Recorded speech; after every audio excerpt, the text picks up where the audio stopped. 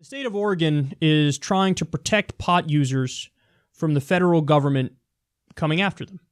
So this is from ABC. They report Oregon state lawmakers who fear heightened marijuana enforcement by federal agents overwhelmingly approved Monday a proposal to protect pot users from having their identities or cannabis buying habits from being divulged by the shops that make buying pre-rolled joints and magic brownies as easy as grabbing a bottle of whiskey from the liquor store.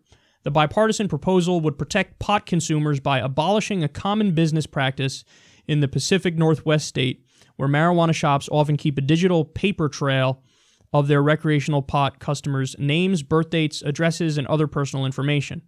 The data is gleaned from the driver's licenses, passports, or whatever other form of ID they present at the door to prove they're at least 21 as required by law.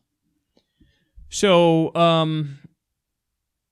basically what they're saying is, we don't trust the Trump government, we don't trust Attorney General Jeff Sessions, we think it's a liability to our customers that we have their personal information here. Now, previously they weren't using the personal information to nefarious ends, they were using it for, reasonable causes that the people would be fine with.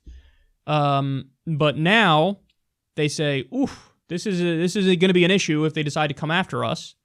So they're basically giving up all the personal data of their customers. Now, this is good news coming out of Oregon that they're trying to protect recreational marijuana users, but yet again, I have to add this disgusting, sad caveat here, which is that federal law overrides state law.